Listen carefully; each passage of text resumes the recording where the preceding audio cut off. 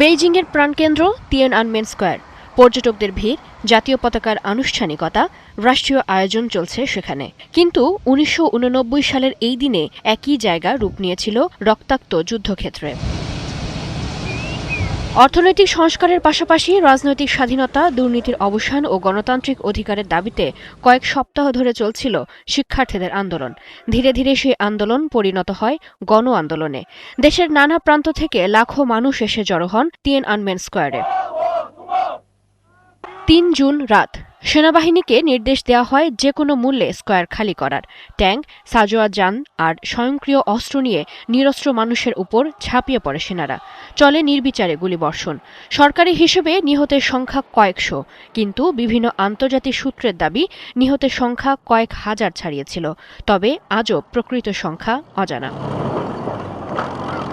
৪ June প্রথম প্রহরে Tiananmen স্কয়ারে নিরস্ত্র ছাত্র জনতার উপর অস্ত্র হাতে হামলে পড়ে চীনের সামরিক বাহিনী। তবে রক্তাক্ত সেই ঘটনার পরদিন বিশ্ব দেখেছিল আরও একটি দৃশ্য। একটি ট্যাঙ্ক বহর এগিয়ে যাচ্ছে, হঠাৎ এক ব্যক্তি দাঁড়িয়ে পড়েন ট্যাঙ্কের সামনে। কোনো অস্ত্র নেই, কোনো স্লোগান নেই, শুধু একা দাঁড়িয়ে থাকা এক মানুষ, আর তার সামনে রাষ্ট্রক্ষমতার ভয়ঙ্কর প্রতীক ট্যাঙ্ক। আজও কেউ জানে না সেই মানুষটির পরিচয়। ট্যাঙ্ক ম্যাং নামেই তিনি পরিচিত হয়ে ওঠেন বিশ্বজুড়ে।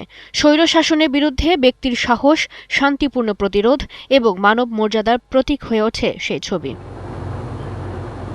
তবে এখনও চীনে এই ইতিহাস নিয়ে প্রকাশ্যে আলোচনা প্রায় অসম্ভব। পাঠ্য বইয়ে নেই কোনো উল্লেখ, অনলাইন অনুসন্ধানে মেলে না কোনো তথ্য।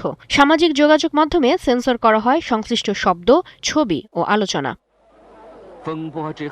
৩৭ বছরে নিহতদের অনেকের নাম হারিয়ে গেছে সময়ের গর্ভে। অজানা রয়ে গেছে ট্যাঙ্কম্যানের পরিচয়ও। তবু ইতিহাস মুছে যায়নি।